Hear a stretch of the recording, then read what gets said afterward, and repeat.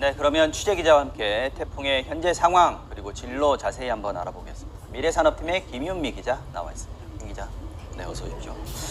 자, 태풍이 지금 생각보다 굉장히 빨리 올라오고 있습니다. 이게 육지를 거치지 않아서 그런 거죠? 어느 정도까지 지금 올라와 있습니다?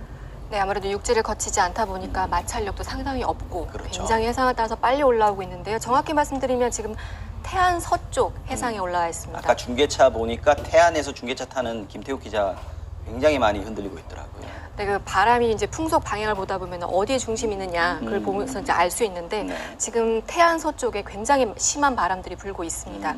오늘 아침 구름 영상 한번 보시겠는데요. 네. 그 영상 보시면 아시겠지만 태풍이 우리나라 이제 근해로 올라오면서 동그란 소용돌이 형태는 네. 많이 이제 무너진 것으로 태풍 보입니다. 눈이 원래 동그랗게 보이는데 약간 좀 흐려진 상태군요. 네, 그러니까 태풍이 상하층으로 분리가 됐다. 결국 약해졌다. 이렇게 보이기는 하고요. 네. 태풍의 눈도 약간 좀 있었는데 또 지금 좀 사라졌습니다. 이게 생겼다가 또 없어졌다고 하는 네, 그런 그렇기도 건가요? 합니다. 네.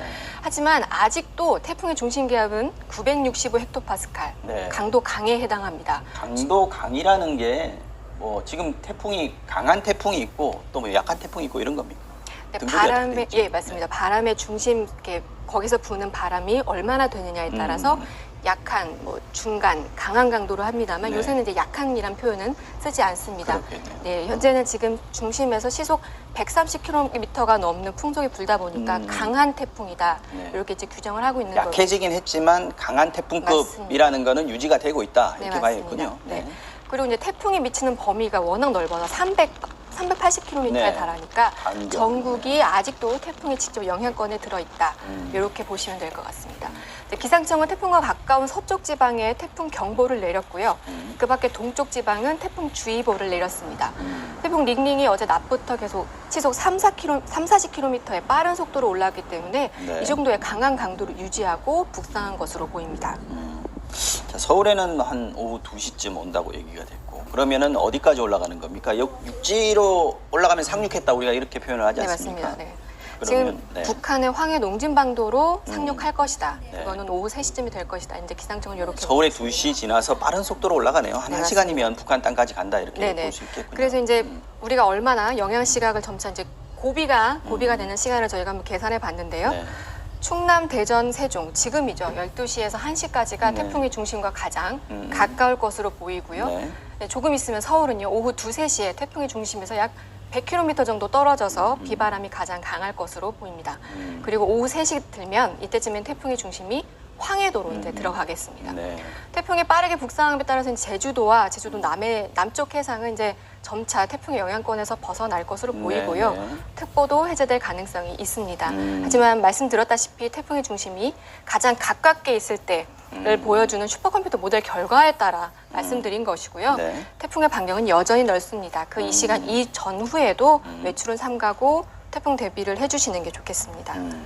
자, 이번 태풍 같은 경우에 특징이 바람이 세다. 이게 이제 특징인 것 같고 비는 생각보다 많이 안 온 줄 알았는데 그래도 호우 피해가 있더라고요.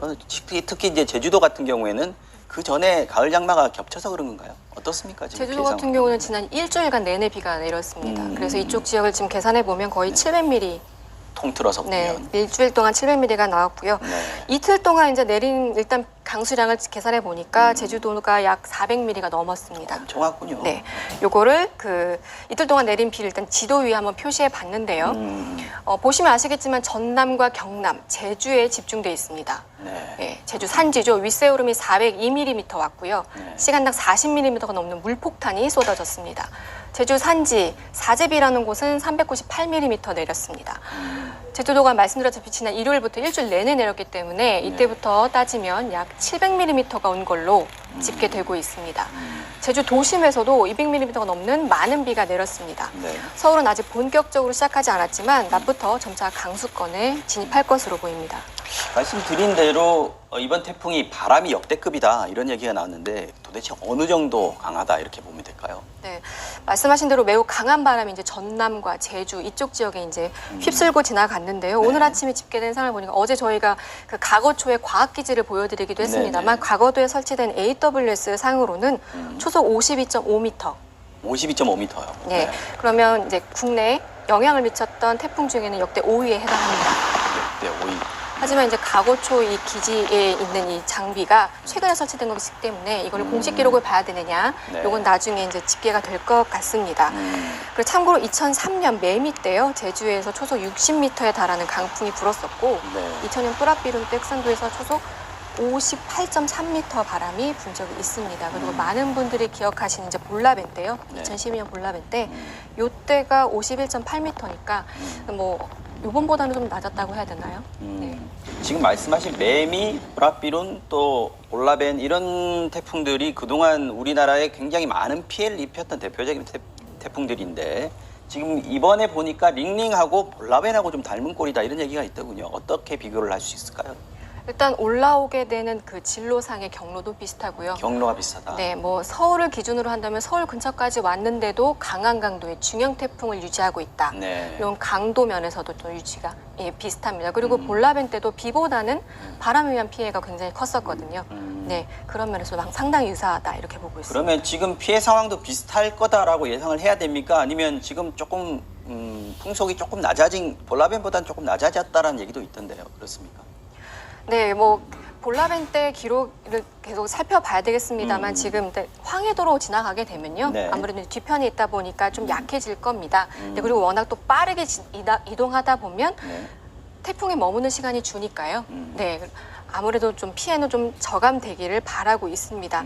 그 태풍이 워낙 강했던 것도 있지만요, 네. 저희가 이제 우리나라에서 태풍이 계속 위험한 오른쪽 반원에 이제 들어가 있잖아요. 네, 그래서 슈퍼컴퓨터로 우리나라 이제 풍속계를 보시면 네. 태풍의 중심을 따라서 이제 태풍의 회오리 바람이 불고 있는데 오른쪽, 그러니까 삼반도 상공에서 태풍의 바람이 훨씬 세고 있습니다. 이제 그림을 보시면 아시겠지만 네. 훨씬 더 그 한반도 위에서 색깔이 더 붉게 나타납니다.